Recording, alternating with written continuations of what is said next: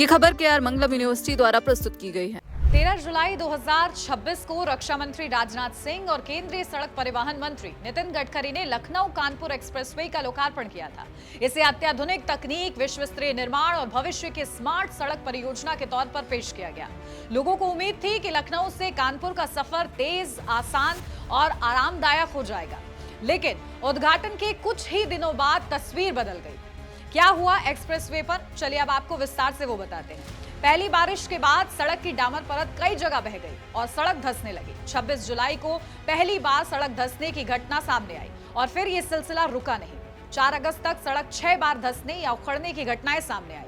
उन्नाव से लखनऊ के बीच 63 किलोमीटर लंबे एक्सप्रेसवे के 45 किलोमीटर ग्रीनफील्ड हिस्से में लगभग 40 जगह पैचवर्क के निशान दिखाई देने लगे। वाहन चालकों का कहना है कि सड़क की सतह कई जगह असमान है और तेज रफ्तार पर झटके महसूस होते हैं। शुरुआती दिनों से ही पुल पुलिया के एक्सपेंशन जॉइंट में गड़बड़ी की शिकायतें भी सामने आ रही थी। इतना खर्च, फिर भी इतनी खराब हालत।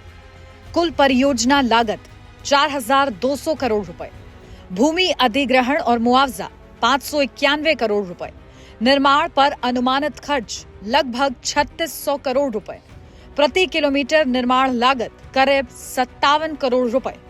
इतने बड़े खर्च के बावजूद सड़क कुछ ही दिनों में खराब होना सबसे बड़ा सवाल बन गया है।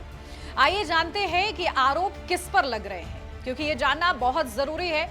एक्सप्रेसवे के निर्माण में गुणवत्ता से समझौता किए जाने के आरोप लगाए जा रहे हैं। कार्यदायी संस्था पीएनसी पर निम्न गुणवत्ता की सामग्री इस्तेमाल करने और लागत बचाने के लिए मानकों में कटौती करने के आरोप लगे हैं। दूसरी ओर एनएचएआई पर लीपापोती करने और जिम्मेदारी तय करने में देरी करने के आरोप भी लग रहे हैं। एक घटना में मुख्य मार्ग से लगे शोल्डर पर ट्रक पलटने की खबर भी सामने आई, जिसने सुरक्षा पर सवाल और बढ़ा दिए। अब जानते हैं कि अब तक क्या कार्रवाई हुई है। परियोजना निदेशक नकुल प्रकाश वर्मा को हटाया गया, उनकी जगह बरेली की परियोजना निदेशक नवरत्न को जिम्मेदारी दी गई है। पूर्व परियोजना निदेशक सौरभ चौरसिया को कारण बताओ नोटिस जारी किया गया है।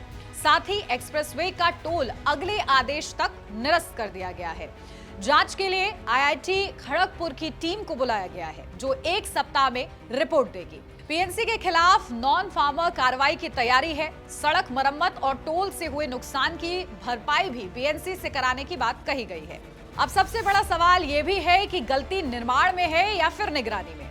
एनएचएआई की कार्रवाई से यह संकेत जरूर मिला है कि कहीं ना कहीं गंभीर लापरवाही हुई है। अब जांच ये तय करेगी कि क्या मानक के अनुरूप सामग्री इस्तेमाल हुई, क्या निर्माण कार्य समय से पहले पूरा दिखाने का दबाव था, क्या गुणवत्ता परीक्षण ठीक से किए गए, और सबसे अहम, क्या भविष्य की परियोजनाओं में भी यही खतरा मौजूद है।